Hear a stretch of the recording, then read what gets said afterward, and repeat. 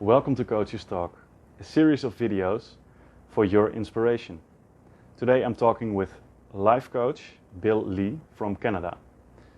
My name is Matthijs Duker, I live in Holland and I am a happiness coach. Enjoy the videos.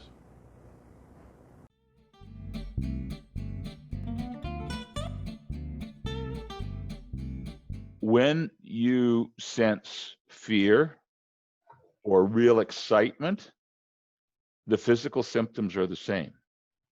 You know, you get this lump in your throat, your stomach seems to be here, your blood pressure rises, your heart rate rises. An example is being on a roller coaster, right? You go to the fair and you get on this roller coaster. Well, if you have it in your mind, this is going to be fun, you get you're just excited. This is just excitement all the way. But if you're scared, you're going to be screaming, but the body's reactions are exactly the same. It's just this part up here interprets it differently. Yeah. And all of a sudden, if you say this is exciting, it becomes a challenge, it becomes fun, it becomes something you anticipate. If it's fear, it's something you want to run away from, right? But it's that interpretation here. Yeah. But the funny thing is the body feels the same. It's just how you interpret it. Yeah, of course. And the chemicals that are involved are probably the same. So yeah, adrenaline I think so. And yeah, that's a very different approach of having fun in a roller coaster or thinking you're going to die in the roller coaster. That's a major difference. If you pull that line back to your normal life, it makes a big difference. Are excited for life or are scared to death for life or in life. That's a big game changer. That's the thing. It feels uncomfortable when your patterns are shaken up, when you have to do something else than what you did. And that's why I think it's a great opportunity for the world to choose your patterns and choose the new normal for yourself and what you're wanting to do in your life and how you want it to play out. Yeah. I know Wayne Dyer in some of his early writings used to call them a test. You're just having a test. Yeah. And you remember when you were in school and you had a test, it was testing. It was testy, as they would say. And you got excited, you got a little worried, you got all this kind of stuff because you're being tested. And just that's what we're doing. We're being tested, you know. And for some of us, it's a major exam. For some of us, it's just a regular test. Depends how we handle it and what our situation is in life.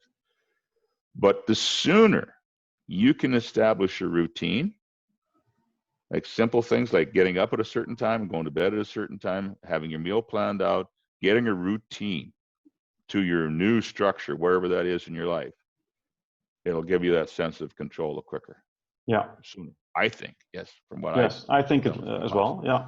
And give yourself time. That's what I would say. Give yourself time to readjust, because the brain needs 6 weeks to learn a new trick, learn a new pattern.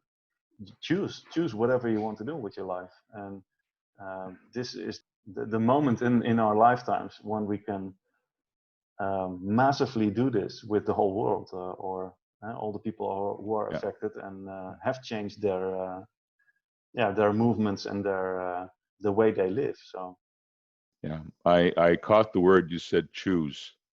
And that is a very powerful word. If you get to choose, if you decide to choose, it's easy.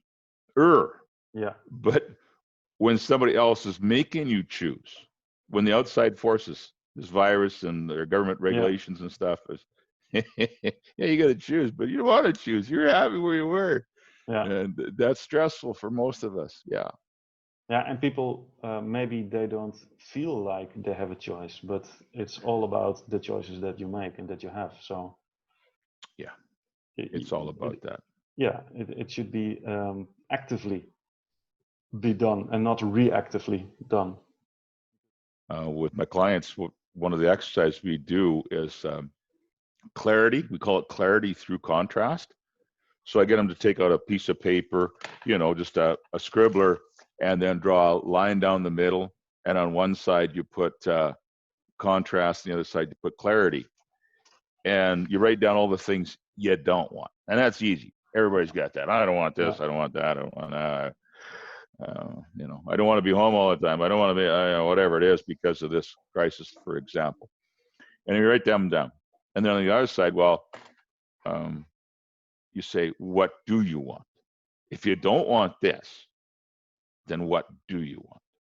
And then we start writing down the do's.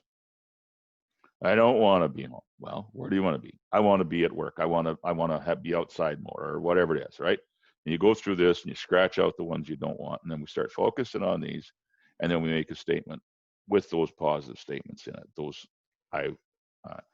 And we changed it from I want to I will, to I will.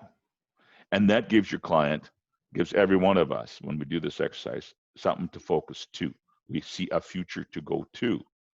Because if we just sit at home and say, I don't want this, I don't want that, that's a vibe you're sending out to the universe and the angels and God, and you're saying, I don't want. Okay, you don't want. You just don't want. Okay, we'll give you more of that you don't want.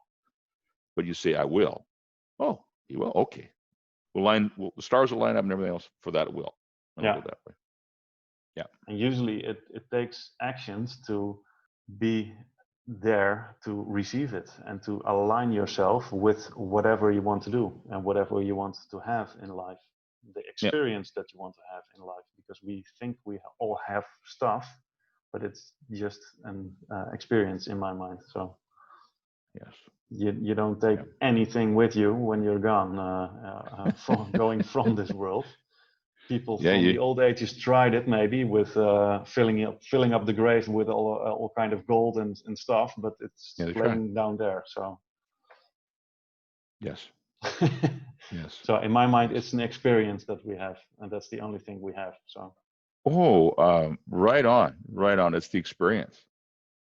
One thing I try to tell my clients, especially during this crisis, is I take them back in their life over their time.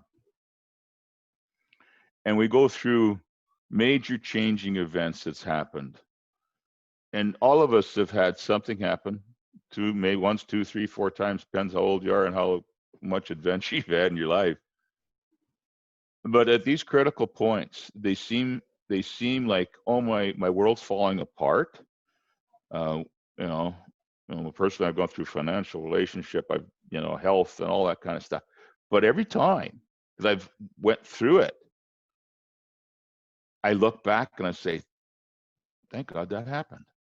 It was terrible at the time, but I'm in a way better situation I am today than when I was back then. And back then I thought, oh man, I got it made in the shade and everything's cool here. But oh no, after that struggle, after that, I come out, I don't know, better, stronger, and wiser, and feel better in here. I mean, we lost a son at 5.5 months. And when you go through something like that, your whole world falls apart, right? Yeah, I can imagine. Yeah. But here we are. That happened 30 some years ago, 35 years ago. That was our second child. But out of that, if we would have had 2 children, a boy and a girl and a boy, that may be all the kids we had. Ended up being with 3 girls and a boy. And we're very happy for having 4 kids. But it might not have happened at that. And then gave us a whole new sense of feeling. And we've been there for all other kinds of people that have went through the stuff we have. We've been there to help them and empowered us that we were there for them too. Yeah. So, as devastating as it is, I'm not saying I would choose differently, but I am better because of it. Yeah.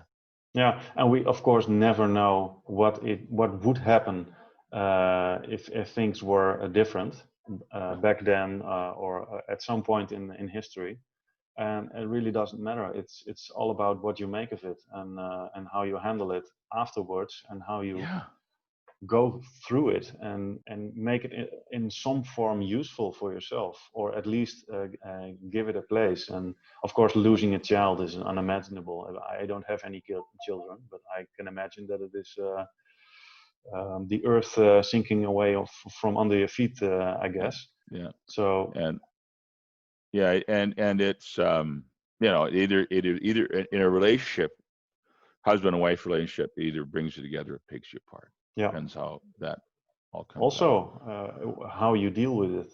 Yes. Come together, and of course there are two parties in this, so you have to do it together. It shapes your life, and it's just about how you handle these situations and how you come out of it. So Yeah. and what you choose, because it's really about choosing. It's really about what do you Oh. want to do. Oh. Instead of leaning back and oh, life happens to me. So Well, yeah. Out of that thing, and the wisdom of my wife really shone that day, because our child was sick. He was in the hospital in a neighboring town. Our local doctor wasn't seeming to. Anyway, we got a second opinion. It was a different town. We had our child there in the hospital. He was putting the child through some tests. And anyway, long story short, the nurse had fed the baby, put the baby down, turned around, the baby wasn't responsive and died right after it ate. And so they phoned us, and Carol was getting ready. I think both of us are actually getting ready to go to the hospital to see our child that afternoon. yeah. And here's the doctor and said he passed away. So, it was a shock. It was everything. But even before we left home to go to the hospital, my wife said to me, we're not going to blame. We're not going to blame. Mm-hmm. And that was probably the wisest advice that I got. The two of us agreed we wouldn't blame. And you know what that did? It took us away from the victim. We were no longer the victim, because a victim wants to blame, right? Yes. Well, if you stay in victim mentality, you'll never solve your problem. It's always somebody else's problem. Somebody else did this to me. We could easily blame the doctors. We could have blamed, we could easily blame people. But her decision, we agreed we wouldn't blame. And so we went through the whole thing, not looking to blame somebody, but looking at a way to come out of this. It was something bad happened, and that's all it was. But it gave us some control, and that was very, very powerful. And I think the people that are listening to this, that are going through a crisis right now because of this, Mm-hmm. or whatever's happening in your life, don't fall into that victim thing. Don't start blaming other people, because when you do, you've given your control to somebody else. You can't, poor me. I mean, if you want to feel bad, go ahead, but try to get control and say, I'm not going to blame. Because if you don't blame, it moves you into a better place. Yeah. Yeah. Keep your power with you instead of giving it away in the blaming. Yeah. It's part of the grieving of what people experience, and that's a natural thing that someone is to blame or something is to blame. But don't maybe that's what you're saying. Don't keep yourself in that place. Just move. Yeah, not just move on, but do something with it that's making you a route out of there and into a better place. So Yes. yeah. Yes. Wow. Yeah. I think of that often, actually. Yeah, I remind my wife Carol, I says that was very good advice, because that helped us immensely. Because I think if you get into that blaming thing, that's when you end up with a relationship that could go this way. Yeah, of course. If you eventually you will blame each other, or closer to home than the you doctors. Get into that part of the grieving thing where I could have done that, I could have done that. Well, they should have done that, and maybe they should have did this, right? Yeah. And yeah. Wow. Thanks for sharing this intense experience. Yeah, it's not it's nothing. life, eh? Yeah, of course. Yeah. All religions talk about having a soul and a spirit, right? Yeah. So if that's the case, we have a soul and a spirit. If you think about it, a soul is energy, but it doesn't have matter. It doesn't have a containment vessel like we're in. And the beauty of the soul coming into the body is it gets to experience things it can't experience as a soul, but it can experience as a material thing, like a body. Mm-hmm. Like the pain, the suffering, the joy, the anxiety. Those are things we experience. So We are the roller coaster for the soul. Oh wow, that's a nice phrase. Yeah. Yeah, we are the roller coaster for the soul.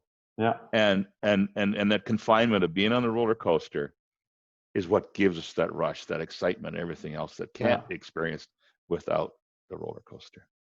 A lot of excitement or a lot of fear. It's how you make it, of course. Yeah. Yes. Yeah. Wow, yes. that's a nice one.